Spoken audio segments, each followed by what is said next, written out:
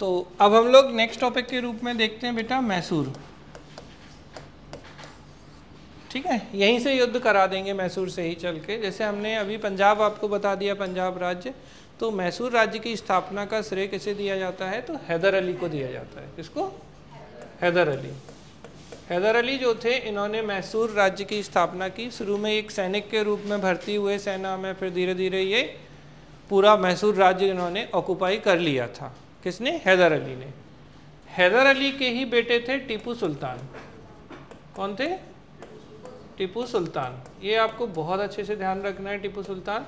और टीपू सुल्तान की जो राजधानी थी वो श्रीरंगपट्टनम थी। क्या थी इनकी कैपिटल? श्रीरंगपट्टनम। ठीक है, यहाँ पर इन्होंने एक स्वतंत्रता का वृक्ष भी लगाया था। क्या लगाया था? स्वतंत्रता का वृक्ष जो है वो इन्होंने लगाया था टीपू सुल्तान ने। ठीक है, और इन्होंने जैकोबिन क्लब, कौन सा क्लब? Jacobin club.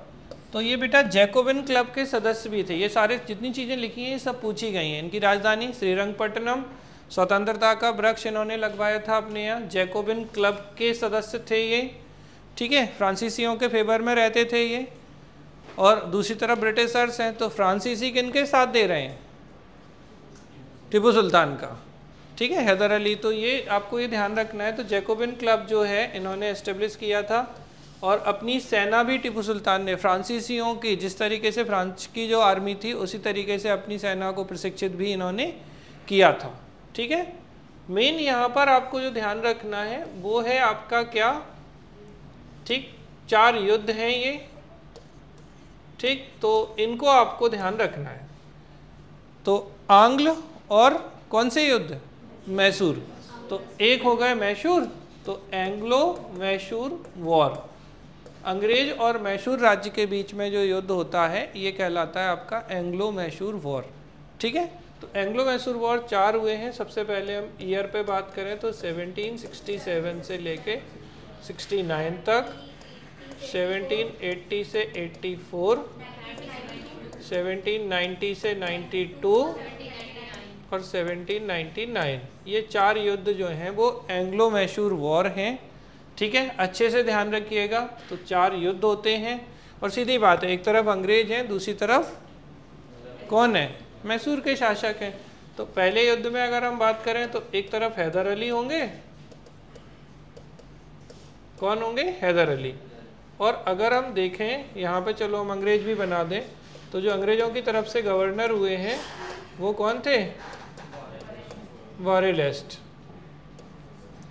ठीक है, तो वारेलेस्ट जो थे यहाँ पे बंगाल के गवर्नर हुआ करते थे। तो सीधा क्वेश्चन पूछा गया है कि प्रथम आंग्ल मैसूर युद्ध के समय, फर्स्ट एंग्लो मैसूर वॉर के समय बंगाल के जो गवर्नर थे, तो बंगाल के गवर्नर के रूप में कौन देख रहे हैं आप? वारेलेस्ट को देख रहे हैं। और ये युद्ध फाइनली, ठीक है, एक संधि होगी 1769 में। तो 1769 में कौन सी? मद्रास की संधि, ट्रीटी ऑफ मद्रास जो है, इस पर ये युद्ध जो है वो समाप्त हो जाएगा। तो 1769 में ट्रीटी ऑफ मद्रास पर ये युद्ध जो है वो समाप्त हो जाएगा। कौन सा युद्ध समाप्त हो जाएगा?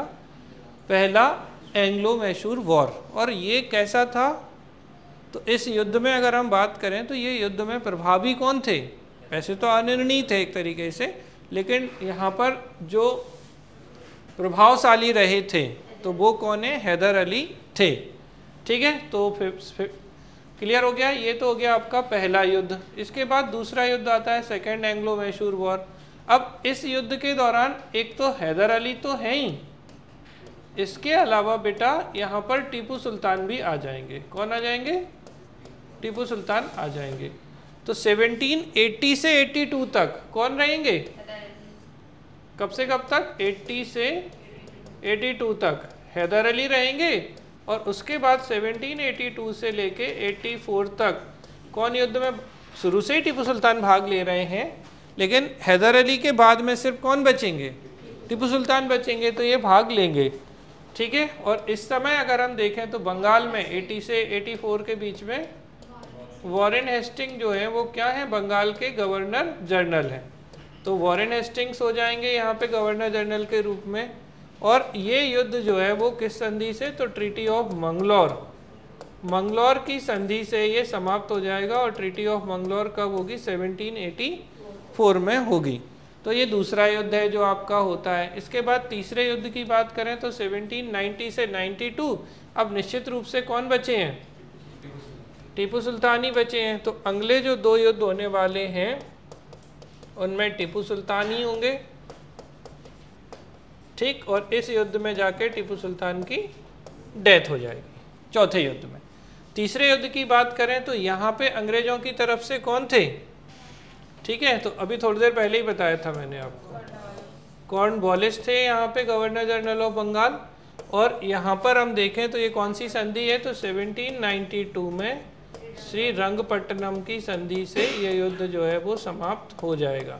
तो श्री रंगपट्टनम की संधि होगी और इस श्री रंगपट्टनम की संधि से कौन सा, तीसरा एंग्लो मैसूर वॉर जो है वो समाप्त हो जाता है। चौथे की बात करें तो चौथे युद्ध में क्या होता है बेटा, यहाँ पे टीपू सुल्तान भाग लेंगे, लेकिन इस युद्ध में टीपू सुल्तान की आखिरी में जाके डेथ हो जाती है।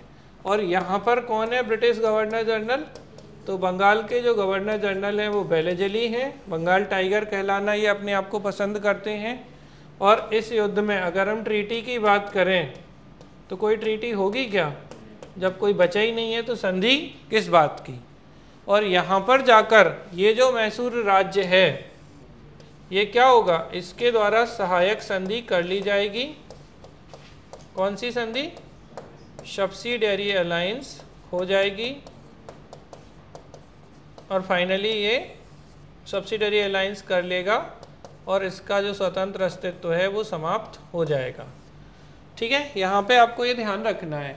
अब टीपू सुल्तान और बेलेजली में लड़ाई हुई थी, इसलिए टीपू की सुल्तान किसके पास होगी, इनकी तलवार, ठीक है। तो इनकी तलवार जो है वो बेलेजली के पास थी टीपू सुल्तान की। युद्ध के कारण में अगर हम जाएं तो चौथे आंग्ल मैसूर युद्ध का जो सबसे इम्पोर्टेंट कारण था वो था सहायक संधि को स्वीकार ना करना। ये जो बेलेजली है, इस बेलेजली ने बेटा 1798 में, कब, 1798 में बेलेजली ने क्या स्टार्ट किया, सब्सिडरी अलायंस स्टार्ट किया, सहायक संधि। और इस सहायक संधि को टीपू सुल्तान ने स्वीकार नहीं किया था। सबसे पहले हैदराबाद ने 1798 में सब्सिडरी अलायंस या सहायक संधि स्वीकार कर ली।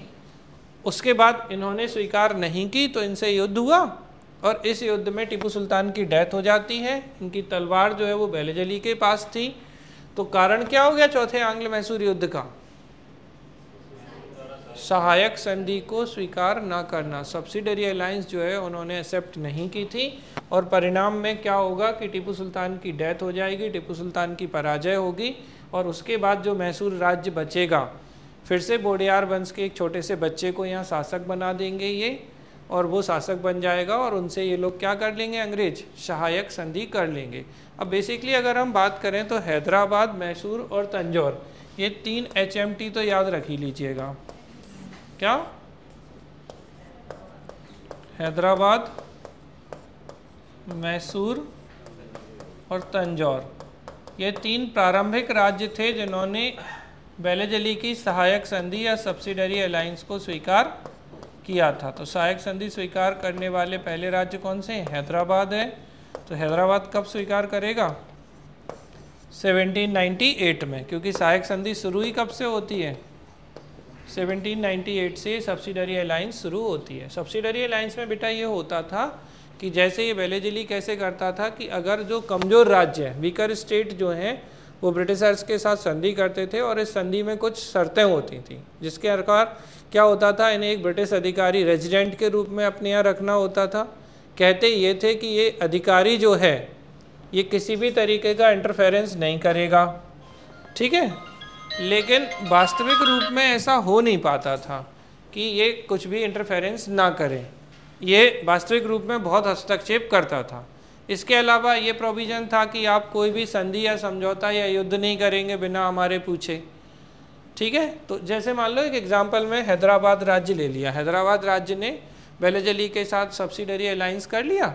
अब सब्सिडरी अलायंस करने के बाद में क्या हुआ कि इन्होंने कहा ठीक है, अब इन्हें ये सपोर्ट करेंगे हैदराबाद को, तो एक ब्रिटिश आर्मी इनके यहाँ रखी जाएगी। एक बात हो गई, ब्रिटिश आर्मी का खर्च कौन उठाएगा? राज्य उठाएगा, हैदराबाद। अब कमज़ोर राज्य और उसके ऊपर आपने पहलवान पलवा दिए उसके यहाँ, होता है ना। अब जैसे सलमान खान के यहाँ बॉडी बिल्डर रहे तो समझ में आता है, खिला पिला देते हैं, पैसे वैसे रहते हैं उनके पास। गरीब आदमी से बोलो सुरक्षा के लिए 10 गार्ड लगा लो, और गार्ड ही खा जाए गरीब आदमी को। यही थी सहायक संधि। तो इनने सेना रख दी। अब सेना का खर्च कौन? तो एक्सपेंसेस जो होते थे आर्मी के वो बीकर स्टेट या कमज़ोर राज्य उठाता था। इसके अलावा एक ऑफिसर इनके यहाँ ये अपॉइंट करते थे इनके दरबार में, ब्रिटिश रेजिडेंट, तो वो भी इनके दरबार में पूरे टाइम ऐसे रहता था, देखता रहता था।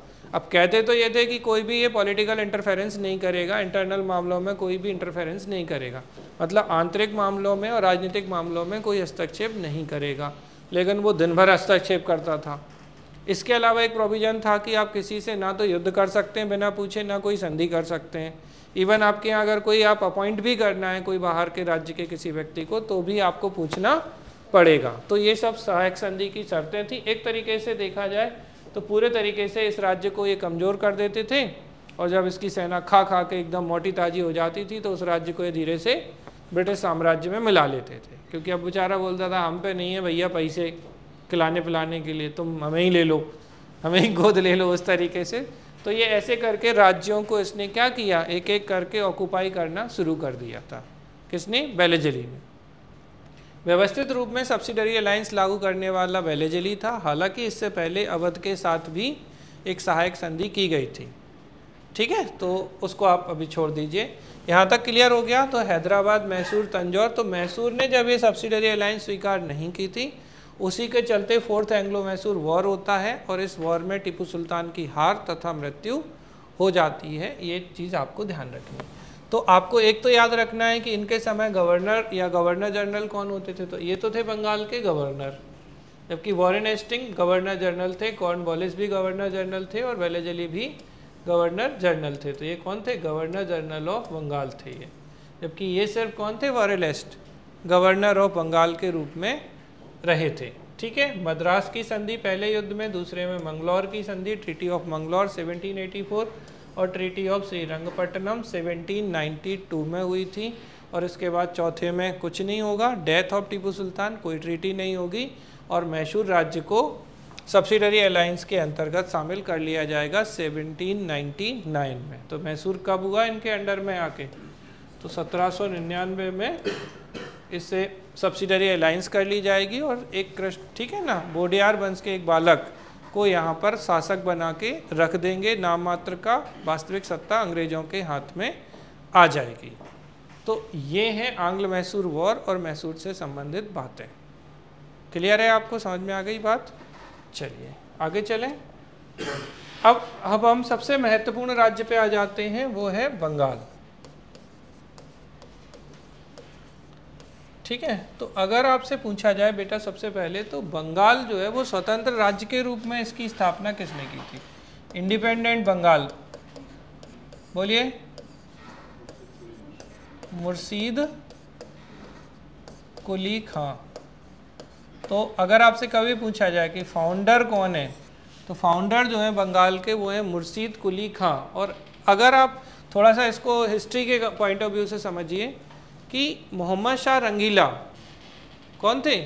मोहम्मद शाह रंगीला एक कमज़ोर शासक थे, और मोहम्मद शाह रंगीला के समय में जो क्षेत्रीय राज्य थे, रीजनल स्टेट्स जो हैं, इनका फॉर्मेशन शुरू हुआ। जैसे हैदराबाद, समझना अच्छे से, एक किसका? हैदराबाद का, एक अवध का, एक भरतपुर का, ठीक है, और एक बंगाल का, और वहाँ मैसूर तो बाद में बना है। तो ये जो क्षेत्रीय राज्य बन रहे हैं, हैदराबाद जो है, हैदराबाद की बेटा स्वतंत्र राज्य के रूप में स्थापना, बोलिए, चिन किलिच खां, और इसी का नाम क्या है? निज़ाम उल मुल्क। तो चिनकिलिच खां या निज़ाम उल मुल्क जो हैं वो स्वतंत्र हैदराबाद राज्य की स्थापना करते हैं। यहाँ पे अवध की बात करें तो शहादत खां जो है वो स्वतंत्र राज्य की स्थापना करते हैं अवध की। और भरतपुर में चूड़ामन बदन सिंह जो हैं, ठीक है, कौन है यहाँ पे, चूड़ामन बदन सिंह जो है ये भरतपुर राज्य की स्थापना करते हैं। इससे नॉर्मली क्वेश्चन नहीं आता है, इन 3 से पूछा गया है। तो बंगाल, स्वतंत्र बंगाल, इंडिपेंडेंट बंगाल के फाउंडर मुर्शीद कुली खां, हैदराबाद के चिनकिलिस खां, अवध के सादत खां, भरतपुर के कौन, ठीक है। और इस अगर हम चारों की बात करें, ठीक है, तो इनके समय जो मुगल हैं वो कौन है, मोहम्मद शाह रंगीला। तो ये जो मोहम्मद शाह रंगीला है ना बेटा, इनके समय ये राज्य जो हैं वो स्वतंत्र हो जाते हैं। और हमेशा याद रखना कि क्षेत्रीय शक्तियों का, क्षेत्रीय पार्टियों का, क्षेत्रीय सत्ताओं का उदय हमेशा तभी होगा जब सेंट्रल पावर कमज़ोर होगी। औरंगजेब के समय अगर आप देखो तो कहीं कोई क्षेत्रीय राज्य की दम नहीं है बनने की, लेकिन जैसे ही मुग़ल डिक्लाइन होना शुरू हुए, मुग़ल का पतन कहाँ से शुरू हुआ, औरंगजेब की डेथ के बाद। और औरंगजेब की डेथ होती है और फिर आ जाते हैं मोहम्मद शाह रंगीला। और ये रंगीले थे, ठीक है, इनके पास कोई काम धाम नहीं था, बस डांस करते रहते थे, बिना कपड़ों के दरबार में घुमाते थे ये। तो इनके समय में एक तो किसका आगे चल के आक्रमण होगा, इन्हीं के समय में नादिर शाह का आक्रमण होगा, जो इनसे तख्ते ताउस, ठीक है, पिकॉक थ्रोन या मयूर सिंहासन लेके चला जाएगा, कोहिनूर हीरा लेके चले जाएगा 1739 में। इससे पहले इन लोगों ने भी अपनी स्वतंत्र सत्ता स्थापित कर ली थी। होते ये लोग सूबेदार ही थे उस समय, लेकिन इन्होंने क्या किया कि अलग अलग राज्य जो है वो बना लिए थे। मुर्शीद कुली खां जो है वो फाउंडर थे। एक इम्पॉर्टेंट नवाब जो थे बंगाल के बेटा, वो कौन थे, अलीवर्दी खां। कौन थे बेटा, अलीवर्दी खां। अलीवर्दी खां जो थे ना, वो सिराजुद्दौला के नाना थे, समझिएगा थोड़ा सा।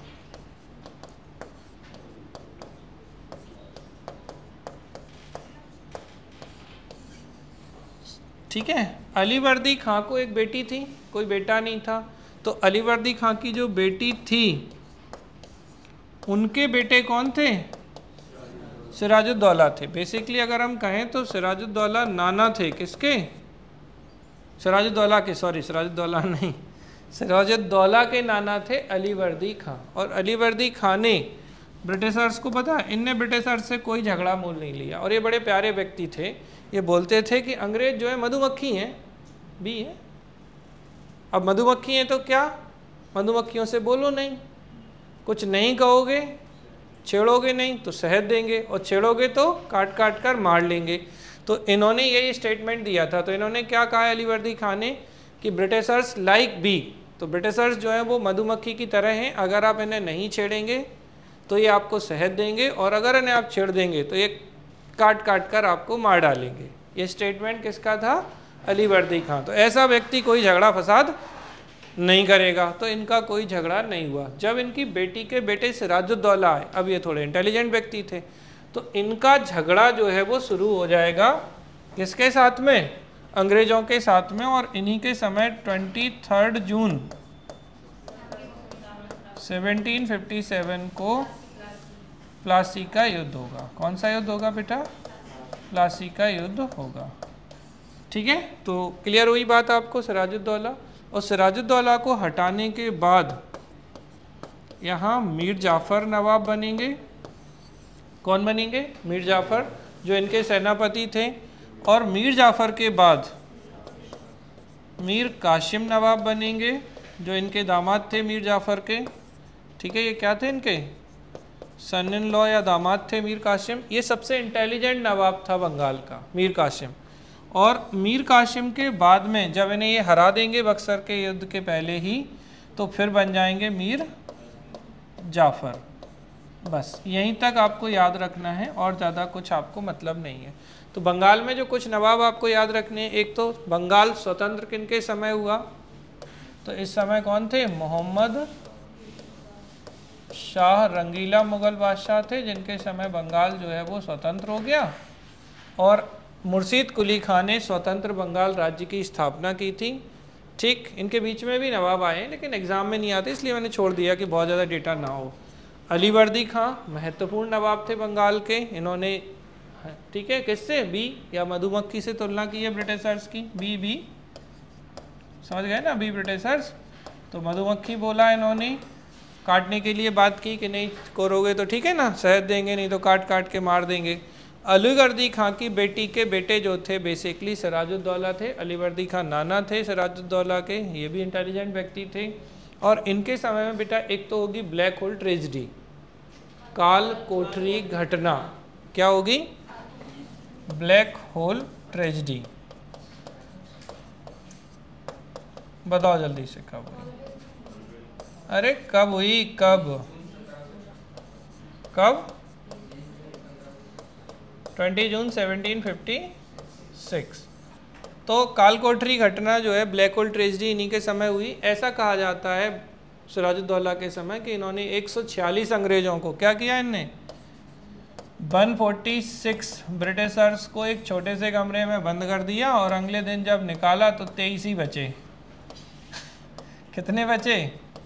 23 बचे। मतलब कितने चले गए? 123 की डेथ हो जाती है। और इसका वर्णन जो है वो हॉलवेल करते हैं। कौन करते हैं? हॉलवेल, जो एक बंगाल के अस्थायी गवर्नर भी रहे हैं। हॉलवेल, ये 1760 का छोटा सा टेन्योर था इनका। तो हॉलवेल नामक व्यक्ति ने इस घटना का वर्णन किया है। लेकिन इंडियन जो हिस्टोरियन है या भारतीय इतिहासकार इस तरीके की किसी भी घटना के होने से मना करते हैं। बोले नहीं, ऐसा कुछ भी नहीं हुआ था, ये सिर्फ मनगढ़ंत कहानियाँ सुना रहा है। तो ये जो था ब्लैक होल ट्रेजेडी, हिंदी में क्या कहते हैं हम इसे? काल कोठरी घटना। कब हुई? 20 जून 1756 को हुई थी। इसके अलावा बेटा एक और चीज़ जो सिराजुद्दौला के समय हुई है वो है अलीनगर की संधि। क्या है? अलीनगर की संधि। ये बताओ कब हुई थी ट्रीटी ऑफ अलीनगर? हाँ जी, अब बोले कोई? ट्रीटी ऑफ अलीनगर, सोच लो। कोई नहीं, ठीक है, मैं आपको थोड़ा सा हिंट कर देता हूँ। अलीनगर की संधि का उल्लंघन का आरोप लगाते हुए सिराजुद्दौला के ऊपर किसने? रॉबर्ट क्लाइव ने, कि आपने violation of treaty of Alinagar किया है, अलीनगर की संधि का उल्लंघन किया है।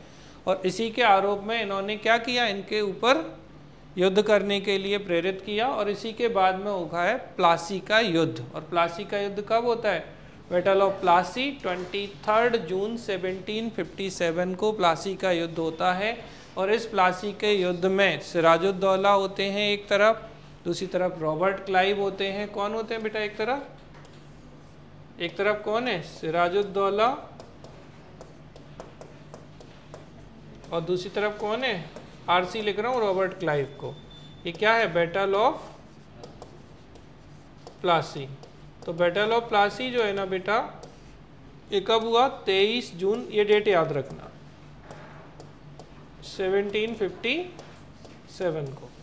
तो सिराजुद्दौला और रॉबर्ट क्लाइव के बीच में होता है। रॉबर्ट क्लाइव का साथ देखो, ये इनका मीर जाफर आ रहा है सिराजुद्दौला के बाद। बेसिकली मीर जाफर जो था इनका सेनापति था।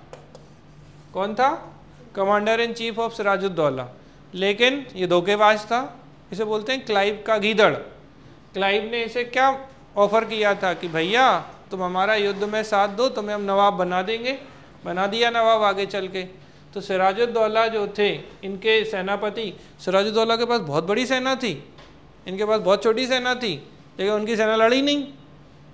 तो सिराजुद्दौला हार गए, और सिराजुद्दौला हारे तो भागे, और भागे तो इसका जो बेटा था मीरन, इसका बेटा मीर जाफर का बेटा जो मीरन था, इसने इनकी हत्या करवा दी। किसकी? सिराजुद्दौला की। देखो सिराजुद्दौला, थोड़ा ध्यान रखना, अभी आगे शुजाउद्दौला आएंगे तो कंफ्यूज मत हो ना। इस वंश में जो है ना सादत खां, इसमें अवध के नवाब कौन आएंगे? एक शुजाउद्दौला। इन पे हम अभी आगे बात करेंगे, ठीक है। तो क्या होता है, सिराजुद्दौला अकेले पड़ गए। रॉबर्ट क्लाइव के साथ में और कौन थे? एक थे जगत सेठ, ठीक है, एक थे राय दुर्लभ, ठीक है। जगत सेठ जो थे वहाँ के सेठ थे बंगाल के, राय दुर्लभ दीवान साहब थे, ठीक है। सेठ अमीर चंद, इन सब ने किसका साथ दिया? ठीक है। और बोले तो एक थी घसीटी बेगम। कौन सी बेगम?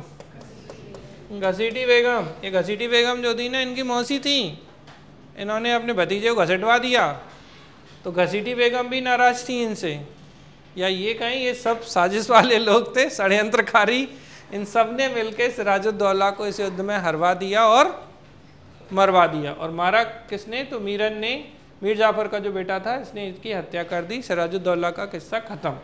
तो सिराजुद्दौला के किस्से में कौन कौन सी कहानियाँ आपको याद रखनी है? एक है ब्लैक होल ट्रेजिडी, काल कोठरी घटना, 20 जून 1756। अलीनगर की संधि बता रहे हो क्या? 56 में? उल्लू नहीं बनाया करो हमको यार, उल्लू बनना हमें बिल्कुल पसंद नहीं है। I hate this type. ठीक है, तो 9 फरवरी 1757। देखो 56 से 57 का वास्तव होता है ना, एक 56 लेके खड़ा है, क्वेश्चन गलती हो जाएगी।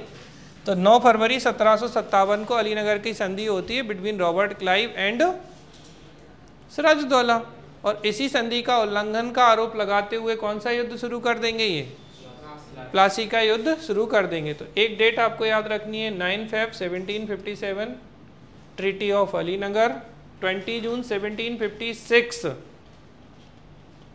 ठीक है, यहाँ मैं एक काम करूँ ना, एक साथ आपको देखो यहाँ से समझो, पहले क्या हो रहा है बेटा, समझना अच्छे से। तो 20 जून 1756 में क्या हो गया ये? तो ये हुई ब्लैक होल ट्रेजेडी। ठीक है, फिर इसके बाद क्या हो रहा है, देखो यहाँ पे, तो 9 फेब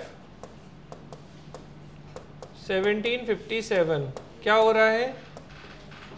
अलीनगर की संधि या ट्रीटी ऑफ अलीनगर। और उसके बाद 23 जून 1757 को क्या हो रहा है?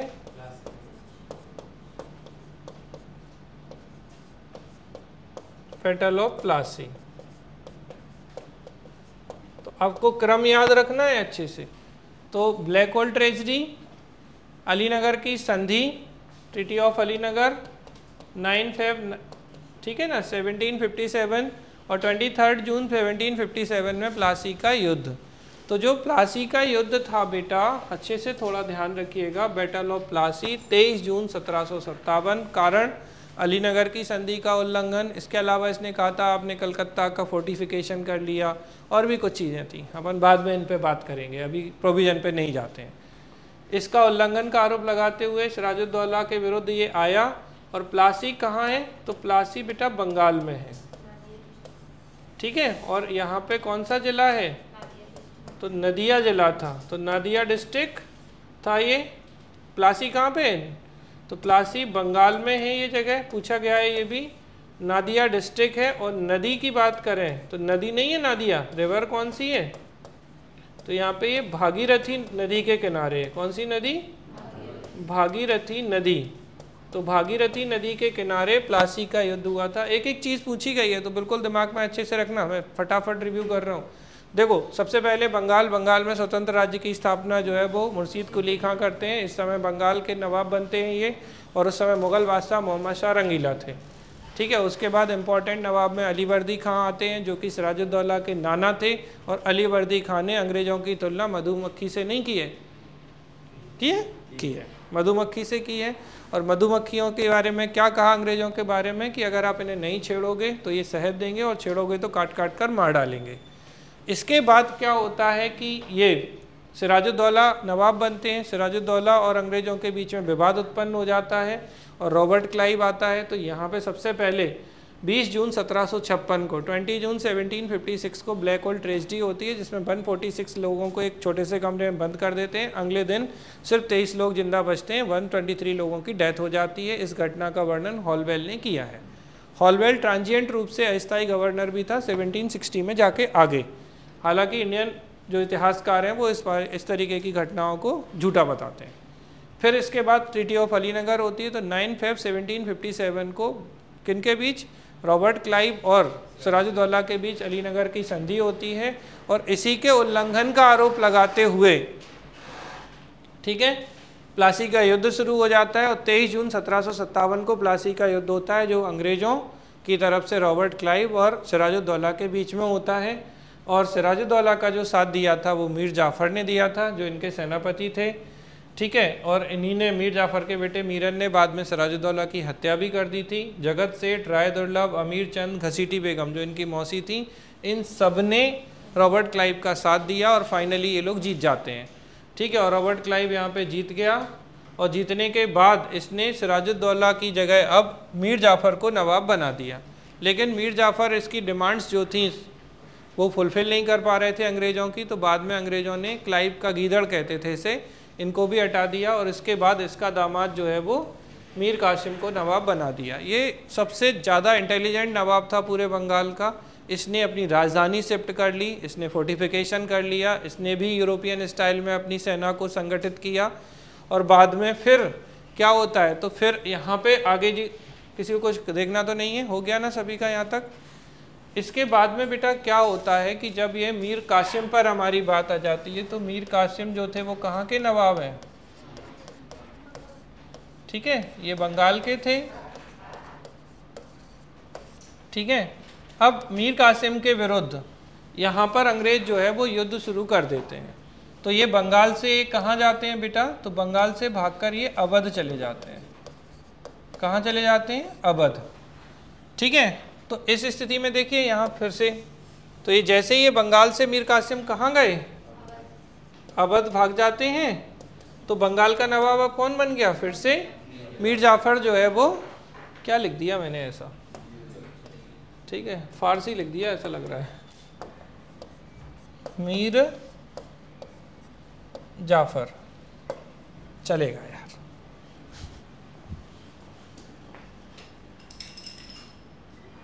ठीक, तो यहाँ तक बात हुई किसकी, सिराजुद्दौला। अब सिराजुद्दौला के बाद मीर जाफ़र नवाब बन गया, इनकी डिमांड्स फुलफ़िल नहीं की। मीर जाफ़र के बाद इनका जो दामाद था वो मीर कासिम बन गया और मीर कासिम से फिर इनका झगड़ा शुरू हो गया। और इसी के परिणाम स्वरूप मीर कासिम के समय में झगड़े की अगर हम मेन वजह बोलें तो दस्तक थी। क्या थी, दस्तक। अब अगर हम आपसे पूछें कि ये दस्तक है क्या,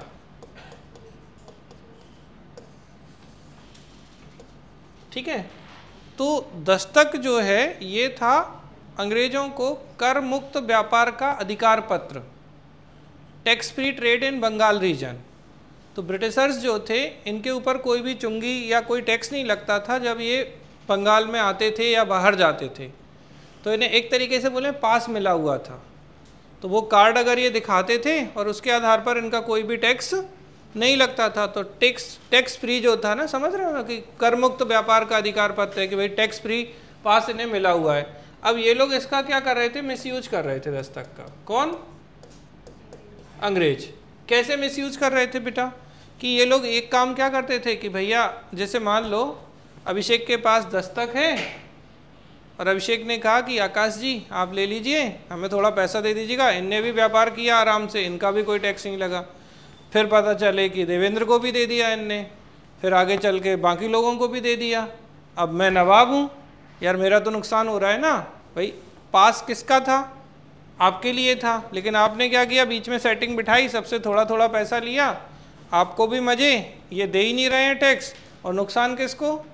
तो इस चक्कर में इनने क्या किया, बोले हम दस्तक को समाप्ति कर देते हैं, बोले कोई दस्तक नहीं चाहिए, ठीक है। इंटेलिजेंट थे ये, राजधानी वगैरह शिफ्ट कर ली, फोर्टिफिकेशन कर लिया। तो इन सब वजहों से मीर कासिम के ऊपर अंग्रेज़ों ने हमला बोल दिया।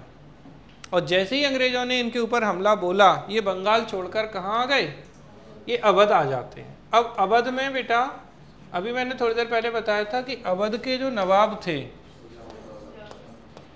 तो अवध के नवाब कौन थे, शुजा-उद-दौला। कौन थे, शुजा-उद-दौला। अब ध्यान रखना ये शुजा-उद-दौला हैं, सिराजुद्दौला नहीं है ये। कौन है, शुजा-उद-दौला, शुजा, ध्यान रखना, शुजा हैं ये। और एक थे भैया मुगल बादशाह, तो मुगल रूलर कौन, शाह आलम सेकंड। तो ये शाह आलम सेकंड यहाँ पे बैठे थे। तो शाह आलम सेकंड भी यहीं पे थे, ये भी। अब ये पहले से ही दुखड़ा रो रहे थे एक दूसरे के साथ, और एक और आ गए दुखियारे। तो तीन हो गए। मीर कासिम एक्स नवाब ऑफ बंगाल, ध्यान रखना, बंगाल के पूर्व नवाब, अवध के नवाब शुजाउद्दौला, मुगल एम्परर शाह आलम सेकेंड। तो इन तीन ने मिलकर क्या बनाया, एक गुट बनाया। इसे कहा जाता है ट्राई पार्टी या त्रिगुट। तो इन्होंने त्रिगुट बना लिया, समझ गए ना, ये बन गया त्रिगुट। और इस त्रिगुट ने कहा एक बार अपन लड़ लेते हैं अंग्रेजों से, तो ये त्रिगुट हो गया। और दूसरी तरफ कौन थे, ब्रिटिशर्स थे, और अंग्रेजों की तरफ से था कौन, हेक्टर मुनरो। तो ये जो हेक्टर मुनरो है ये अंग्रेजों की तरफ से नेतृत्व कर रहा है, ये तीन लोग हैं। और ये जो युद्ध होगा बेटा, ये होगा 22 अक्टूबर 1764 को बैटल ऑफ बक्सर। तो कौन सा युद्ध होगा ये, बैटल ऑफ बक्सर या बक्सर का युद्ध होगा 22 अक्टूबर 1764 को। और इसमें हेक्टर मुनरो जीत जाते हैं और ये तीनों त्रिगुट हार जाते हैं। ठीक है, तो ये तीनों जीते नहीं है, ये हारे। और कौन जीत गया, हेक्टर मुनरो जीत गया। अब जब युद्ध होता है और हारे हैं ये लोग, तो हारने के बाद होगी संधि। तो ये तो बेचारे भाग गए और मार दिए गए, तो इनका किस्सा हो गया खत्म। अब बचे कौन जिंदा, एक मुगल बादशाह शाह आलम सेकेंड और एक बचे हैं अवध के नवाब शुजाउद्दौला। तो इस बक्सर के युद्ध के बाद बेटा होती हैं संधि, जिन्हें हम कहते हैं ट्रीटी ऑफ इलाहाबाद। इलाहाबाद की संधि, किसकी संधि होती है ये, इलाहाबाद की संधि। तो इलाहाबाद में ना बेटा दो संधि हुई हैं, एक ट्रीटी ऑफ इलाहाबाद फर्स्ट प्रथम और एक ट्रीटी ऑफ इलाहाबाद सेकेंड यानी द्वितीय संधि। तो इलाहाबाद की जो पहली संधि थी वो किससे हो रही है, अब ध्यान रखना, शाह आलम सेकेंड और दूसरा व्यक्ति कौन है, आरसी लिख रहा हूँ, रॉबर्ट क्लाइव। ये फिर आ गया देखो वापस, ये संधि करने ही आया था। और दूसरी संधि जो होती है, अब कौन बचे दूसरे, शुजाउद्दौला और कौन है, फिर से रॉबर्ट क्लाइव है। तो ये हो जाती है। इनकी डेट की बात करें तो पहली हुई है 12 अगस्त 1765 को और दूसरी हुई है 16 अगस्त 1765 को। ये संधियाँ हो गई। और इन संधियों से क्या होता है बेटा, ठीक है, इनका परिणाम अगर आप देखने की कोशिश करें तो मैं लिख नहीं रहा हूँ, आपके नोट्स में ये चीज़ ऑलरेडी मेंशन होंगी, तो आप बस सुन लीजिए अच्छे से, बाद में आपको लगे तो मैं रिपीट भी कर दूँगा। ठीक है, तो 12 अगस्त की जो संधि होती है वो मुगल बादशाह शाह आलम सेकेंड और रॉबर्ट क्लाइव के बीच में होती है। और इस संधि से मुगल बादशाह को बोलते हैं कि भैया हम आपको 26 लाख ईयरली पेंशन देंगे। कितनी पेंशन, तो 26 लाख की पेंशन ईयरली। ठीक है, और बोलेंगे हम आपको इलाहाबाद और कड़ा क्षेत्र देंगे। क्या क्या देंगे इन्हें, इलाहाबाद और कड़ा क्षेत्र। तो इलाहाबाद प्लस कड़ा, इंग्लिश में बोलते हैं बेटा Allahabad and Kora region, KORA। English में ध्यान रखिए, कड़ा को KADA नहीं लिखना है, KORA, कोरा रीजन। तो इलाहाबाद और कोरा रीजन, और इसके अलावा 26 लाख ईयरली पेंशन। ये किनको मिला, ये दोनों चीज़ें शाह आलम सेकेंड को। अब मिली ये चीज़ें, अब देना भी पड़ेगा ना कुछ, तो ये क्या करेंगे, बंगाल, बिहार और उड़ीसा के दीवानी अधिकार दे देंगे। ये किसको दे देंगे, ये अंग्रेजों को। तो दीवानी अधिकार किसको दे दिए इन्होंने, तो Diwani rights of Bengal, Bihar and Orissa to britishers. ठीक, तो बंगाल, बिहार, उड़ीसा के दीवानी अधिकार अंग्रेजों को दे दिए। 26 लाख रुपए इन्हें पेंशन मिल गई। इलाहाबाद और कड़ा क्षेत्र मिल गया शाह आलम सेकेंड को, और ये संधि हो गई। लेकिन इन्होंने, अब एक बात बताओ कि इलाहाबाद कड़ा क्षेत्र क्या है, लंदन से लेके आए हैं अंग्रेज, इनके पास कहाँ से आया, तो ये लेंगे। अब किससे लेंगे, इस बेचारे दुखियारे से। अब देखो, इनको तो खुश कर दिया। अब इसके साथ जो संधि होती है ना, इसमें ना अंग्रेज कुछ देते नहीं है, सिर्फ लेते लेते हैं। बोले युद्ध लड़ा था बक्सर का, अब बता दें तुम्हें, बोले युद्ध हर जाना दो। क्या दो, ठीक है, तो वॉर इंडेमनिटी या वॉर पेनल्टी, बोले 50 लाख दो। सोचो 1765 में 50 लाख कितने होते होंगे, आज भी वैसे बहुत होते हैं, है ना। 50 लाख युद्ध हर जाना, वॉर इंडेमनिटी ले लिया इससे, वॉर पेनल्टी। फिर बोले ठीक है इलाहाबाद व कड़ा दो, ठीक है कड़ा का क्षेत्र दो, ठीक है तो इलाहाबाद एंड कड़ा क्षेत्र ये इनसे लेंगे ये लोग शुजाउद्दौला से लेके ये किसको दे देंगे अंग्रेज, शाह आलम सेकंड को दे देंगे। ठीक है बोले ले लिया। बोले चुनार का किला भी दे दो, तो चुनार फोर्ट अंग्रेजों को दो। बोले हाँ दे दिया भैया ये भी ले जाओ।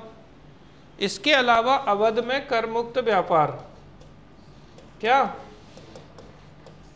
अवध में कैसा कर मुक्त व्यापार की अनुमति दो। तो tax free trade in Awadh region, Awadh को बोलते हैं बेसिकली औध रीजन। क्या बोलते हैं औध, इंग्लिश में सही प्रोनाउंसिएशन क्या औध, स्पेलिंग ऐसे देखोगे तो दिमाग खराब हो जाएगा लेकिन सही यही है, ठीक है। तो tax free trade in Oudh region या Awadh region, Chunar fort, Allahabad and Kora region and war indemnity और पेनल्टी इन 50 लाख। ये सारी चीज़ें किन से लेते हैं ये, इन भैया से। इन्हें लूट डाला अंग्रेजों ने और बाद में फिर पता है इनसे फिर संधि करेंगे ये आगे चल के एक बनारस की अंग्रेज वॉरेन हेस्टिंग्स के समय में। फिर बोलेंगे क्यों किला चाहिए क्या, 50 लाख दो किला लो, फिर 50 लाख ले लेंगे बेचारे से। तो इसको खूब लूटा शुजाउद्दौला को। ये बस इससे ज़्यादा कुछ नहीं है। इलाहाबाद की संधि में प्री मेन जितना भी आएगा सब बन जाएगा, बस ध्यान रखना। तो इलाहाबाद की 2 संधि हुई हैं, शाह आलम सेकेंड और दूसरी शुजाउद्दौला के साथ, और इस तरीके से बक्सर का युद्ध समाप्त हो जाता है। अब आप गौर करो थोड़ा सा, 1764 की घटना की हम बात कर रहे हैं। 1757 में इन्होंने बंगाल जीत लिया प्लासी के युद्ध में। 1764 में इन्हें क्या मिल गया, बंगाल के साथ में बिहार और उड़ीसा भी मिल गया। तो अगर पूछा जाए अंग्रेजों का स्थापत्य शुरू हुआ था प्लासी के युद्ध से, लेकिन वास्तविक रूप में अंग्रेज स्थापित कहाँ हुए, तो बक्सर के युद्ध में ये स्थापित हो गए थे पूरे तरीके से, ठीक। तो हम आ गए 1764 में, और फिर से यहाँ नवाब कौन था, तो पूछा जाता है बक्सर के युद्ध के समय ये जो बैटल ऑफ बक्सर है, तो इस समय बेटा बंगाल के जो नवाब थे वो कौन होंगे, तो नवाब ऑफ बंगाल कौन, तो आपको आंसर करना है बेटा मीर जाफर, ठीक है। मीर कासिम तो भाग आए, और जैसे ही भागे तो किसको नवाब बना दिया मीर कासिम के बाद, मीर जाफर को नवाब बना दिया, क्योंकि ये इन्हीं के फेवर का व्यक्ति था। तो ये है पूरी कहानी आपके प्लासी और बक्सर की, इससे ज़्यादा कुछ नहीं आया, यही शर्तें आती हैं। तो ये सब आपका हो जाएगा आराम से, कोई समस्या आपको नहीं होगी। बोलिए भाई प्लासी बक्सर में कोई समस्या, क्या मीर कासिम भी मर जाता है बाद में, भाग जाता है लेकिन ये युद्ध से, ठीक है। तो ये आपको ध्यान, अब दामाद है इसको तो नहीं मरवा सकते भाई, मीर जाफर का दामाद था कि भैया मीरन इसको भी निपटा दे, तो सिराजुद्दौला को तो मरवा दिया था, अब इसको ये नहीं मरवा सकता ना, दामादी तो था, जीजाजी हुए मीरन के, कौन, ये जो मीर कासिम है जीजाजी नहीं हुए उसके, भाई दामाद है, और मीरन बेटा है मीर कास, ठीक है मीर जाफर का। तो ये हो गया, क्लियर है आपको संधि, इसकी शर्तें और सारी चीज़ें। बोलिए लाइव में जल्दी से, कोई समस्या किसी को, तो ये हो गया हमारा प्लासी और बक्सर, हो गया, जाना है नहीं जाना ना, अरे फिर ठीक है, चलो भैया। तो हमने मैसूर को अंग्रेज़ों को दे दिया था पहले, उससे पहले हमने पंजाब दे दिया, अब हमने बंगाल दे दिया, ठीक है।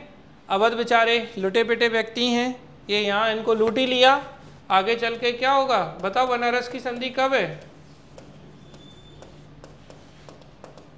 कब हुई बनारस की संधि,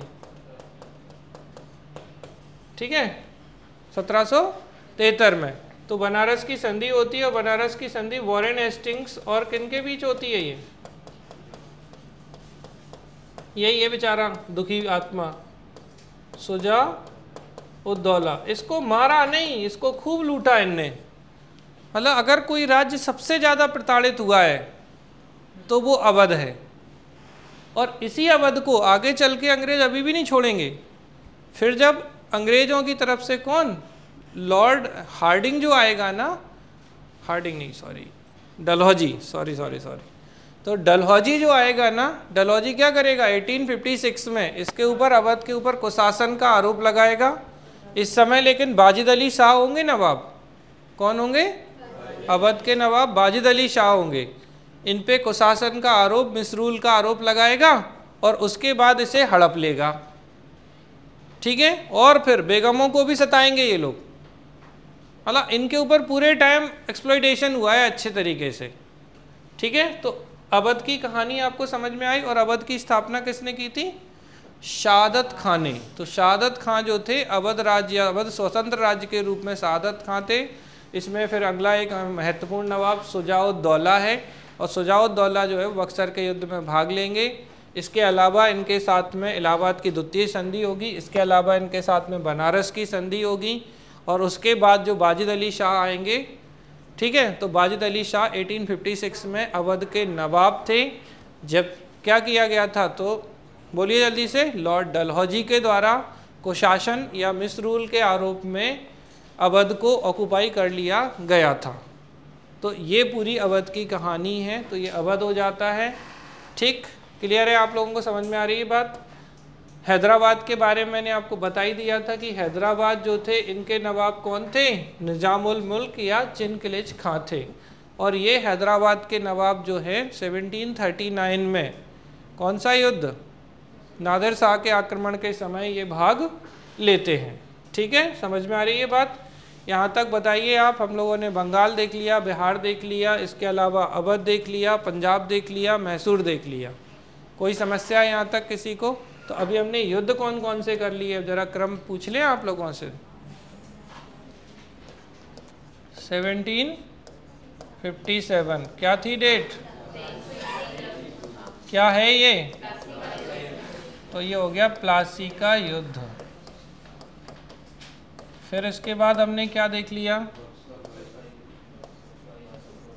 22 अक्टूबर 1764 कौन सा युद्ध? बक्सर का युद्ध। और इसके बाद 12 अगस्त 1765 और 16 अगस्त 1765 क्या थी? Treaty of Allahabad first, Allahabad की संधि प्रथम, और इसके बाद द्वितीय में ऐसे लिख देता हूँ, ठीक है। ये चीज़ें हमने देख ली। इसके बाद अगर हम और आगे क्रम बनाने की कोशिश करें तो आप देखिए 1767 से 69 क्या था? फर्स्ट एंग्लो मैसूर वॉर या आंग्ल मैसूर युद्ध। और यहाँ 1769 में क्या, कौन सी संधि? ट्रीटी। तो ट्रीटी ऑफ मद्रास, मद्रास की संधि। इसके बाद 1780 से 84 सेकेंड आंग्ल मैसूर युद्ध। और इस दौरान क्या 1784 में मंगलौर की संधि, ट्रीटी ऑफ मंगलौर।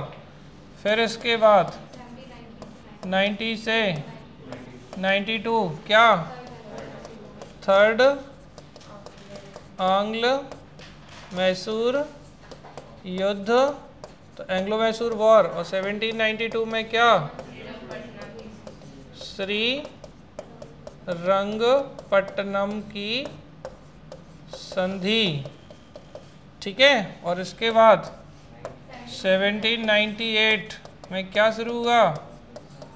सहायक संधि यानी कि सब्सिडरी अलायंस। और पहला राज्य हैदराबाद था। किसने शुरू की थी? बेलेज अली ने। और इसके बाद चौथा युद्ध 1799 में फोर्थ आंग्ल मैसूर युद्ध। और इस आंग्ल मैसूर युद्ध के बाद टीपू सुल्तान की मृत्यु, ठीक है। इनमें मैंने 2-3 चीज़ें छोड़ दी, जगह इसीलिए छोड़ी थी, बोलो जल्दी से। 20 जून 1756 ब्लैक होल ट्रेजेडी या काल कोठरी घटना, ठीक है। फिर उसके बाद 9 फरवरी 1757 ट्रीटी ऑफ अलीनगर या अलीनगर की संधि, ठीक है, ये याद रखेंगे। फिर प्लासी, फिर प्लासी के बाद बीच में जगह छोड़िए, क्योंकि अभी और बातें करेंगे तो बीच की जगह भर देंगे, ठीक है। एक्चुअली 1760 आएगा, और 1760 में कौन सा युद्ध, तो यहाँ होगा वॉन्डीवॉर्स का युद्ध, ठीक है। अब इस युद्ध को समझने के लिए पहले हमें फ्रांसीसियों को वॉश कराना पड़ेगा, तब ये वॉन्डीवॉर्स का युद्ध आपको समझ में आएगा। तो ये 1760 है। और देखें अगर आप तो, और देखो क्रम जोड़ो, अब क्या था,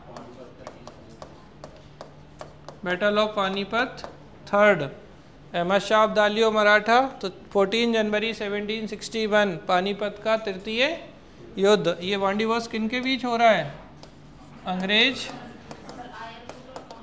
और फ्रांसीसी, ठीक है, बिल्कुल। तो आयरकूट थे, आयरकूट अंग्रेजों की तरफ से थे, और ठीक है, यहाँ कौन थे, आयरकूट, और यहाँ थे काउंट डी, लाली भी लिखा होता है, कहीं कहीं लैली लिखा होता है। तो ऐसा मतलब आयरकूट ने कूट डाला लैली को, ठीक है, किसमें, वॉश कर डाला धो धो के। तो कौन जीतते हैं, अंग्रेज जीत जाते हैं। अब देखो गौर करो, यहाँ अंग्रेज जीते, अब लिखना बंद करो और सुन लो, ये छोड़ दूंगा, अभी मैं टाइम दे दूंगा लिखने के लिए।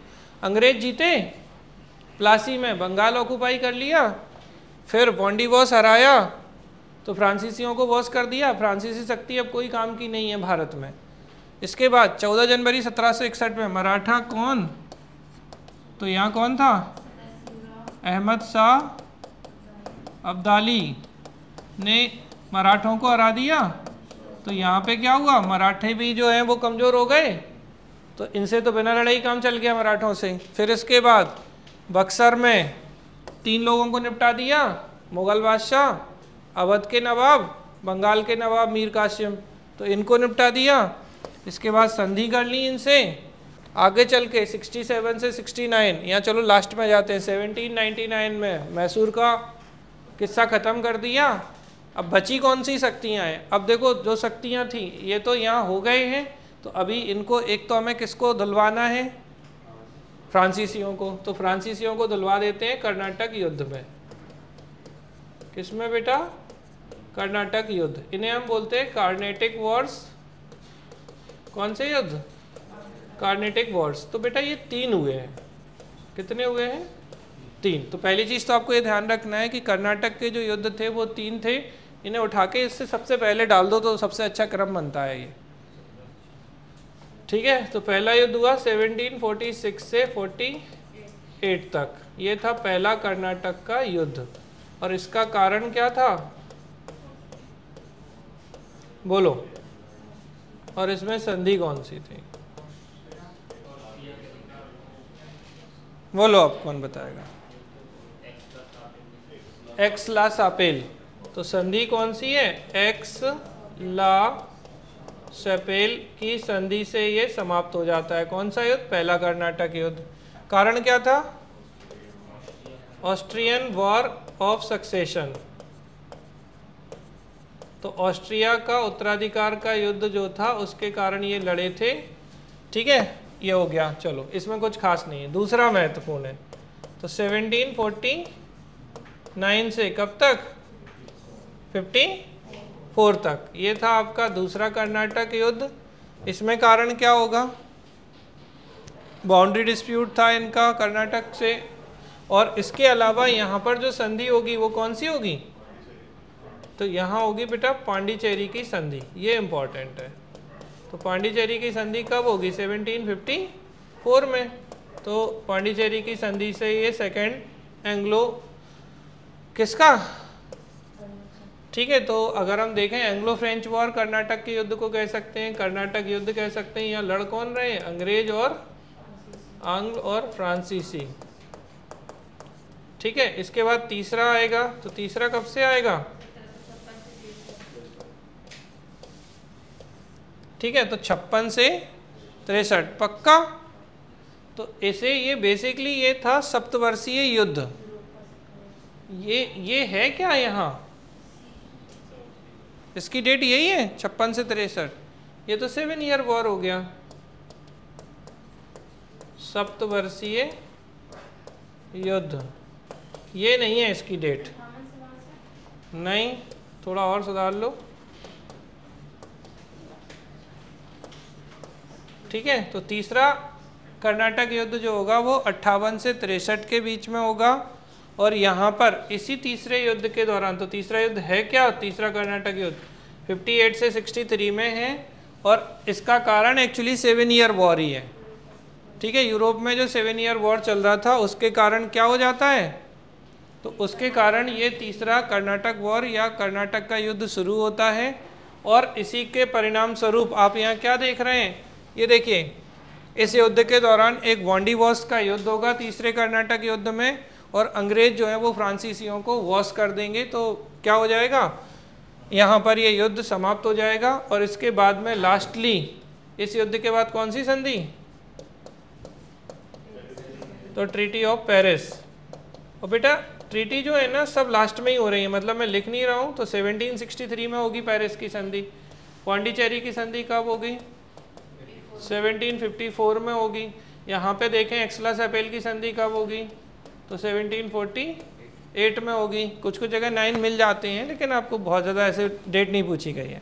तो ये किससे समाप्त होता है, तो एक्सला-सेपेल से पहला, दूसरा पौंडीचेरी की संधि से, तीसरा जो है वो पेरिस की संधि से समाप्त होता है। इस बीच में वॉन्डीवॉस का युद्ध होता है, फ्रांसीसी बुरी तरीके से हार जाते हैं। तो इन्होंने फ्रांसीसियों को भी 1763 में तो फाइनली ख़त्म कर दिया, क्योंकि यहाँ ये हार गए बुरी तरीके से। और 64 में इन्होंने मुग़ल बादशाह को भी हरा दिया। इसके बाद हम देख रहे हैं 1799 तक जाके किसको समाप्त कर देते हैं, मैसूर को भी इन्होंने समाप्त कर दिया। बस एक ही बचे हैं अब, कौन, मराठा। तो बस आंग्ल मराठा युद्ध हो जाते हैं 4। तो 4 जो आंग्ल मराठा युद्ध हैं बेटा, कौन से 4 हैं क्या, हाँ, तो पहले हाँ तो बोलो, नहीं है भैया। ठीक है, तो Anglo Maratha war, Anglo Maratha war जो है ना बेटा, ये 3 हैं। तो 3 आंग्लो मराठा युद्ध कब कब हुए हैं, तो पहला हुआ है 75 से 82 में, दूसरा 3 से 5, और तीसरा 17 से 18 तक। तो ये 3 एंग्लो मराठा वॉर हैं। और इस युद्ध में अगर हम देखें तो सबसे पहले बेटा ये कहाँ से शुरू होता है, तो सूरत की संधि, ट्रीटी ऑफ सूरत से शुरू होगा 1775 में, और सालवाई की संधि पर ये समाप्त हो जाएगा। तो ट्रीटी ऑफ सालवाई कब होनी चाहिए, जब युद्ध खत्म होगा 1782 में सालवाई की संधि पे समाप्त हो जाता है। इस युद्ध के दौरान हम बात करें तो ये वसीन की संधि से शुरू होता है, ट्रीटी ऑफ वसीन 1802 में। ठीक है, और इस दौरान फिर 3 और संधियां होती हैं इसी युद्ध के चलते चलते। कोई बताना चाहेगा, बोलिए। सुरजी अर्जन गांव के पहले बताइए।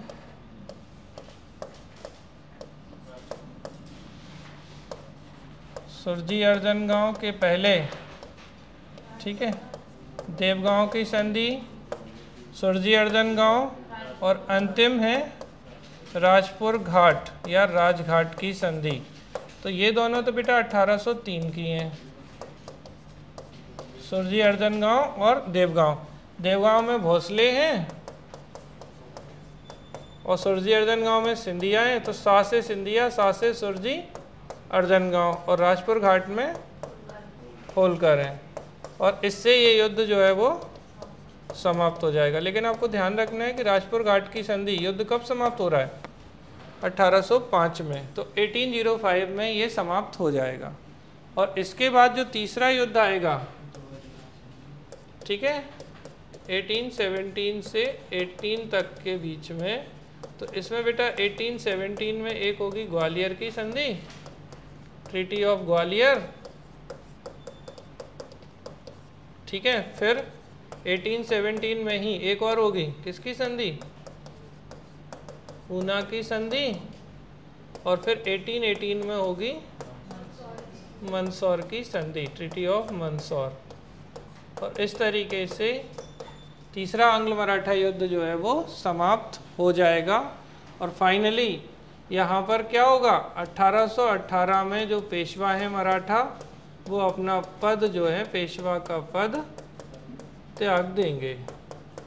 ये थोड़ा बहुत ज़्यादा हो रहा है मुझे पता है, फिर भी सुन लीजिए। 3 एंग्लो मराठा वॉर थे जो 1775 से 82 के बीच में चला पहला। तो इसमें सूरत की संधि जो थे, राघोबा या रघुनाथ राव, इन्होंने सूरत की संधि की अंग्रेज़ों से और युद्ध शुरू कर दिया। और इस युद्ध की समाप्ति ट्रीटी ऑफ सालबाई से होती है 1782 के।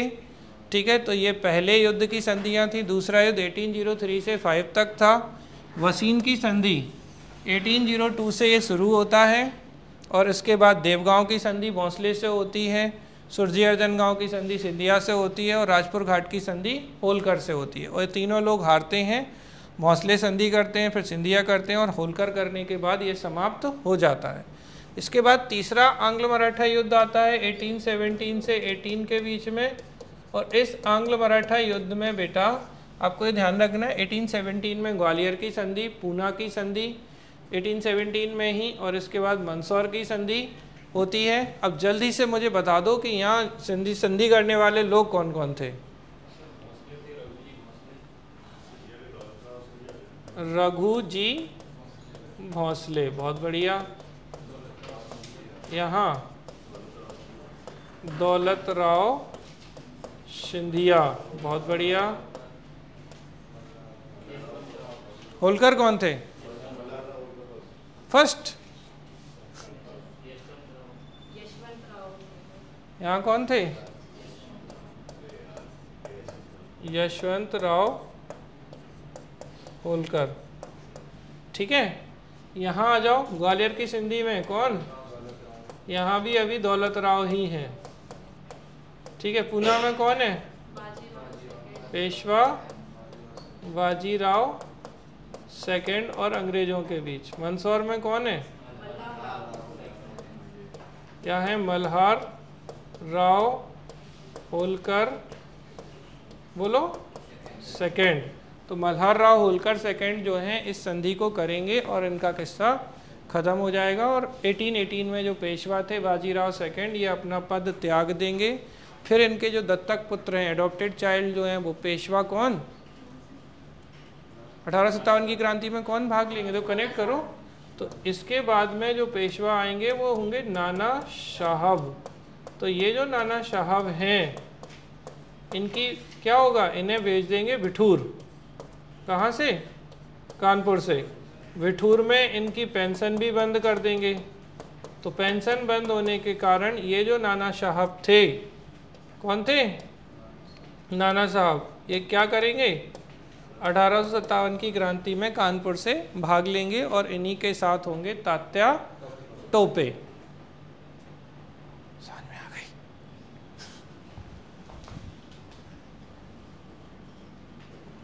देखिए, तो हमने यहाँ तक बताया आपको कि 1818 में ये जो पेशवा का पद है ये समाप्त हो जाएगा और बाजीराव सेकंड के बाद में जो अगले पेशवा बनेंगे इनके दत्तक पुत्र एडॉप्टेड चाइल्ड थे। कौन? पेशवा नाना साहब। तो नाना साहब जो है इनकी पेंशन बंद कर देंगे और इसी के कारण ये 1857 के रिवॉल्ट में भाग लेंगे। कानपुर से नाना साहब और इनके साथ में तात्या टोपे जो है वो 1857 की क्रांति में भाग लेते हैं। तो ये कहानी हो जाती है आपकी यहाँ तक की। अब इस बीच में हम देखें तो 1800 में और क्या है, तो दो युद्ध जो आपको और दिखाई देते हैं वो है 1845 से 46 के बीच में पहला आंग्ल सिख युद्ध और 1848 से 49 के बीच में दूसरा आंग्ल सिख युद्ध। और फाइनली यहाँ आंग्ल यानी कि ब्रिटिशर्स जो हैं वो जीत जाते हैं और इस सिख साम्राज्य के जो अंतिम शासक थे राजा दिलीप सिंह या महाराजा दिलीप सिंह जो हैं वो अंग्रेज़ों के पेंशनर बन के ब्रिटेन चले जाते हैं या लंदन या इंग्लैंड चले जाते हैं। और इनके पास जो कोहिनूर हीरा था, वो कोहिनूर हीरा इन्हें कहाँ से मिला था? राजा रणजीत सिंह से। तो राजा रणजीत सिंह को किसने दिया था? शाह सुजा ने। तो ये जो हीरा है ये यहाँ से राजा दिलीप सिंह से किसके पास चला जाएगा? अंग्रेज़ों के पास चला जाएगा और तब से ये कोहिनूर हीरा उन्हीं के पास है। तो ये पूरे जो युद्ध हैं मॉडर्न इंडिया में अगर हम बात करें, एक बार में मैं आपको सारी चीज़ों को एकदम शुरू से बोलूं, देखिए मॉडर्न इंडिया जो है ना वो औरंगजेब की डेथ के बाद हम क्या मानते हैं कि एक मॉडर्न इंडिया शुरू हो जाता है। तो उस समय अगर हम देखें तो एग्जैक्टली जो युद्ध होते हैं, एक मिनट,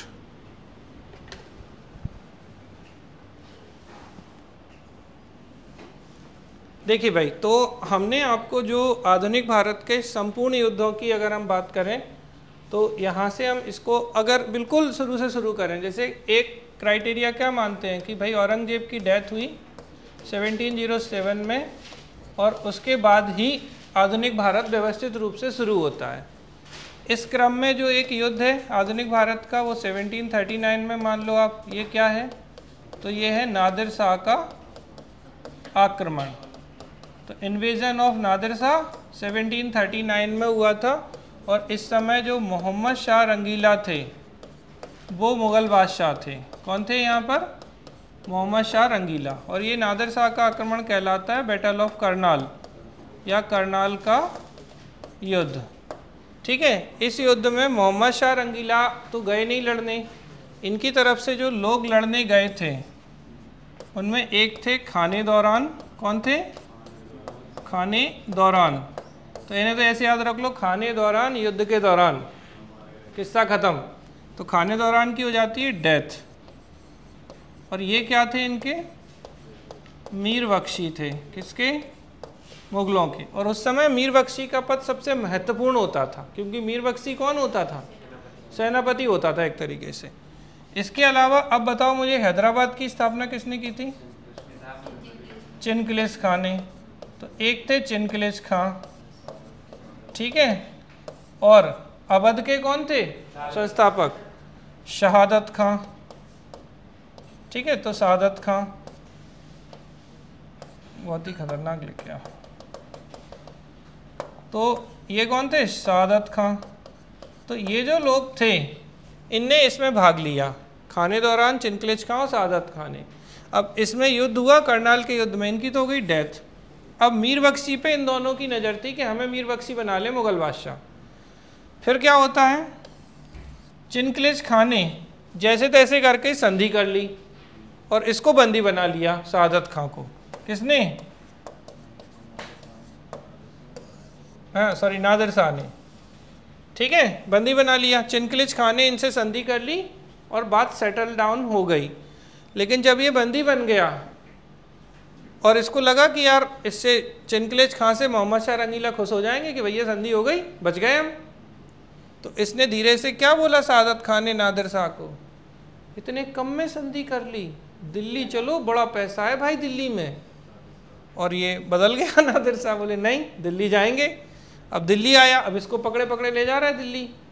दिल्ली गए, दिल्ली में थोड़ी देर रेस्ट टेस्ट किया नादिर शाह ने, तब तक दिल्ली की जनता ने इनके सैनिकों को मार डाला। अब नादिर शाह को गुस्सा आया तो इसने कत्लेआम मचा दिया, बहुत सारे लोगों को मारा। फिर ये पहुंचता है मोहम्मद शाह रंगीला के महल में और देखता है कि भैया इनके पास तो कुछ नहीं है, ये तो फटेयाल बादशाह हैं। अब इनके पास क्या था? तो गुस्से में तख्ते ताऊस जिस पे बैठे थे एक किक मारी तो तख्ते ताऊस से नीचे रंगीला साहब और उसका राज सिंहासन, वो उठा ले चलो इसको। तो सिंहासन ले गया, मयूर सिंहासन, इसके साथ हीरा चला गया। और ये भाई साहब इनने कहा अब मरे हम, तो इनने क्या कर ली? इनने सुसाइड कर लिया, आत्महत्या कर ली, क्योंकि अब पैसे कौन देगा भाई। तो इनने सुसाइड कर ली और इस तरीके से ये पहला जो केस था नादिर शाह के आक्रमण या बैटल ऑफ करनाल जो है वो ख़त्म हो जाता है। इसके बाद हमने आपको बता दिया कि 1746 से कब तक? 48 तक। जल्दी जल्दी बताते जाओ क्या हुआ। तो 46 से 48 तक, अब मैं दिखा रहा हूँ, अब लिख नहीं रहा हूँ, ठीक है। तो अब यहाँ से शुरू हो जाते हैं आपके कर्नाटक के युद्ध, और कर्नाटक का युद्ध जो पहला है वो एक्सला-सेपेल की संधि से समाप्त हो जाता है।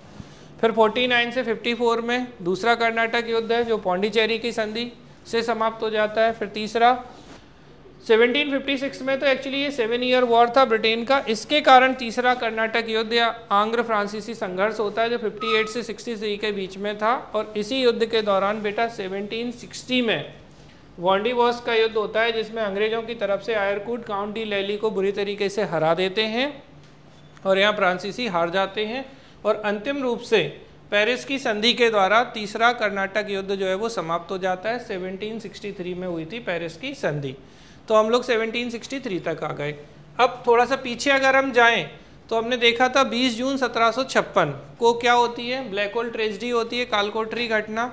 इसके बाद में 9 फरवरी 1757 को अलीनगर की संधि होती है, और अलीनगर की संधि का उल्लंघन का आरोप लगाते हुए प्लासी का युद्ध किया जाता है, और प्लासी के युद्ध में रॉबर्ट क्लाइव किसको हरा देते हैं, सिराजुद्दौला को हरा देते हैं। फिर इसके बाद में हमने क्रम से हम आगे बढ़े तो 1757 के बाद में 1761, तो 1761 जो था 14 जनवरी को पानीपत का तृतीय युद्ध होता है, जिसमें अहमद शाह अब्दाली मराठों को हरा देता है। और अहमद शाह अब्दाली ने जो मराठों को हराए थे उनमें 2 मराठे थे, एक थे सदाशिव राव, एक थे विश्वास राव। तो सदाशिव राव वास्तविक नेतृत्व करता थे और विश्वास राव जो है वो पेशवा के बेटे थे। इस युद्ध में मराठों को बहुत हानि होती है। और उसके बाद 1764 में जाके बक्सर का युद्ध, और बक्सर के युद्ध के बाद 2 संधियां, तो 12 अगस्त और 16 अगस्त 1765 को इलाहाबाद की फर्स्ट और सेकंड संधि। पहली संधि किसके साथ, शाह आलम सेकंड के साथ, और दूसरी संधि शुजाउद्दौला के साथ होती है। फिर 65 के बाद हम आए 67 से 69, तो पहला युद्ध होता है आंग्ल मैसूर युद्ध। और इस युद्ध में एक तरफ हैदर अली हैं, दूसरी तरफ कौन है, वॉरेलेस्ट हैं यहाँ पे गवर्नर, और इस युद्ध में हैदर अली प्रभावी होते हैं। और इस युद्ध के बाद मद्रास की संधि होती है।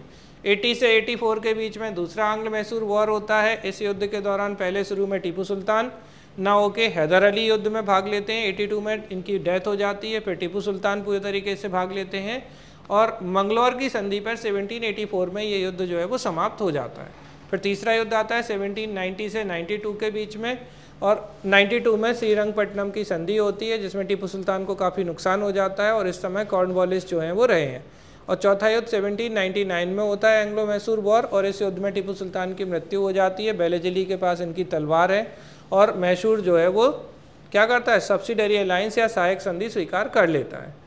इस बीच में थोड़े से युद्ध हम 1799 से पहले देखें तो क्या हो जाते हैं, मराठा युद्ध जो हैं आ जाते हैं। तो 1775 से लेके 82 तक जो युद्ध होता है वो पहला आंग्ल मराठा युद्ध है, जिसमें सूरत की संधि 1775 में और 82 में सालवाई की संधि पे ये समाप्त हो जाता है।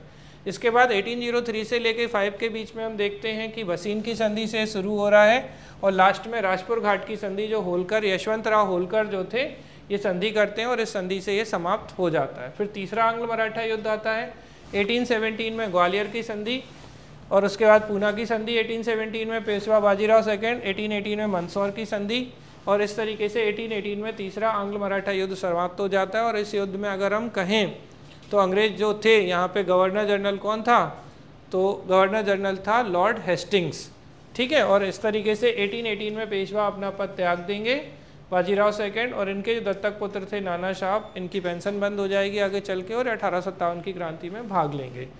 2 आंग्ल सिख हुए हैं 1845 से 46 के बीच में, और 1848 से 49 के बीच में 2 आंग्ल सिख युद्ध हुए हैं, और इसी में 1849 में ये अंतिम रूप से दिलीप सिंह हार जाते हैं, और ये कहाँ चले जाते हैं, तो इंग्लैंड चले जाते हैं, इनके साथ पेंशनर के रूप में रहते हैं, और ये कौन सा हीरा, तो कोहिनूर डायमंड जो है वो इनको प्रदान कर देते हैं, और कहानी ख़त्म हो जाती है। तो ये पूरे युद्ध थे जो मॉडर्न इंडिया और उससे संबंधित हमने देखे। कोई प्रश्न हो किसी का तो बोलिए।